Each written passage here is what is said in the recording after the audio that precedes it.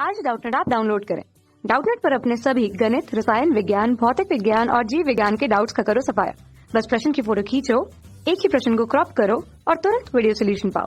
अभी डाउनलोड करें। Hello everyone, हमें क्वेश्चन दिया हुआ है एक स्पर्श रेखा को अति परवलय x square upon a square minus y square upon b square equal to 1 के बिंदु पी पाई/6 पर गिरने अक्षों के साथ एक त्रिभुज बनाती है। मतलब स्पर्श रेखा जब अक्षों पर गिरती है तो एक त्रिभुज बना रही है जिसका क्षेत्रफल 3a² वर्ग इकाई है। यदि अति परवलय की उत्केंद्रता E है तो E² माइनस 9 का मान होगा। तो देखो बेसिकली हम जानते हैं कि जो अति परवलय का समीकरण हमें दिया हुआ है x² minus a² upon y square upon b square equal to 1।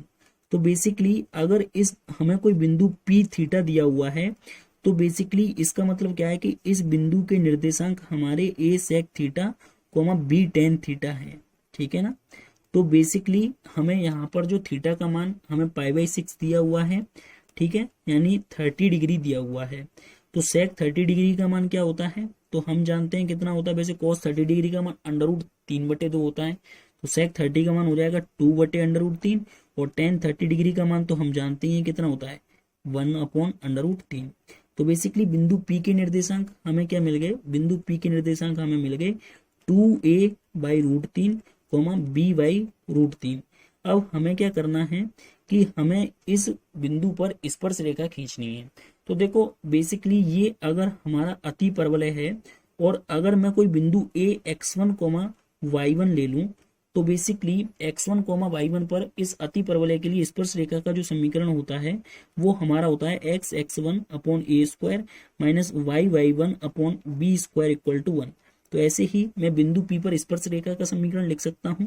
तो वो हमें क्या मिलेगा, देखो x into 2a/√3 into a², ठीक है, माइनस y इंटू b/√3, ठीक है, इंटू b² इक्वल टू 1, ये मिल जाएगा।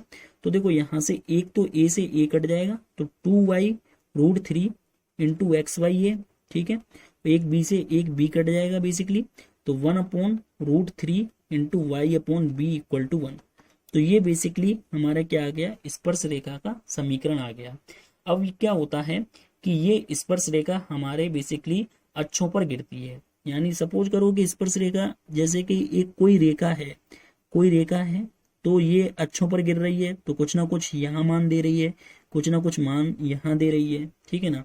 तो मैं मान लेता हूँ कि सबसे पहले मैं y को 0 कर देता हूँ तो x अक्ष पर गिर जाएगी। y को 0 करने पर ही तो x अक्ष पर गिरेगी क्योंकि ये हमारा x अक्ष है और ये हमारा y अक्ष है। तो y को जब मैं 0 करूंगा तो बेसिकली जो x का मान मिलेगा मुझे कितना मिलेगा, √3/2a, ये मिल जाएगा।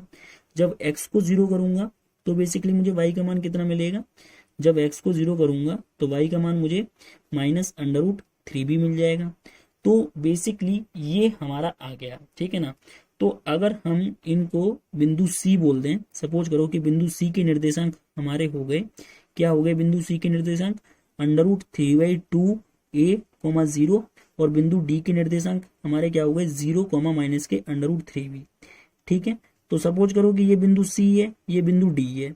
तो अब हम जानते हैं कि हम इस त्रिभुज का क्षेत्रफल लिखना चाहते हैं, ठीक है ना, इस त्रिभुज का क्षेत्रफल लिखना चाहते हैं। यानी ये स्पर्श रेखा हमारे अक्षों पर गिर रही है तो त्रिभुज का क्षेत्रफल क्या होता है, बेसिकली त्रिभुज का जो क्षेत्रफल होता है वो हमारा क्या होता है, हम जानते हैं अच्छे तरीके से कि 1/2 इंटू ये वाली डिस्टेंस और ये वाली डिस्टेंस। तो देखो ये वाली डिस्टेंस हमें कितनी आएगी, √3/2 है, ये डिस्टेंस तो ये आ जाएगी और ये डिस्टेंस माइनस के √3b आ जाएगी। तो यहाँ से हम कह सकते हैं कि ये बेसिकली हमें मिलेगी माइनस के 3ab/4, ये मिल जाएगी।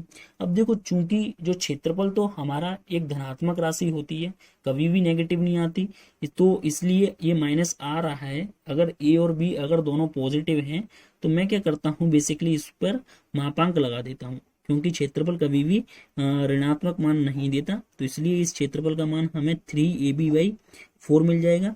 और क्वेश्चन में कहा गया था कि जो त्रिभुज का क्षेत्रफल हमें दिया हुआ है वो 3a² है। तो यहाँ से हम कह सकते हैं कि b इक्वल टू हमें क्या मिल जाएगा, 4a मिल जाएगा, ठीक है। तो अब हम जानते हैं कि b इक्वल टू 4a आ गया, तो बेसिकली हमारे पास एक रिलेशन होता है b square equal to a square into e square minus k1। तो ये basically 16 a square equal to a square into e square minus k1, a square से a square cut जाएगा, तो ई स्क्वायर का मान कितना आ जाएगा, 17 आ जाएगा। तो बेसिकली ये अति परवलय की उत्केंद्रता आ गई। तो हमें मान निकालना था ई स्क्वायर माइनस 9 का मान, तो 17 में से 9 जाएंगे तो कितना बचेगा, 8 बचेगा। तो 8 ही हमारा इस क्वेश्चन का उत्तर है। Thank you. कक्षा 6वीं से 12वीं से लेकर नीट, IIT, JEE वो एडवांस के लेवल तक 1 करोड़ से ज्यादा छात्रों का भरोसा। आज ही डाउनलोड करें डाउटनेट ऐप या व्हाट्सएप करें अपने सारे डाउट्स 8400 400 400 पर।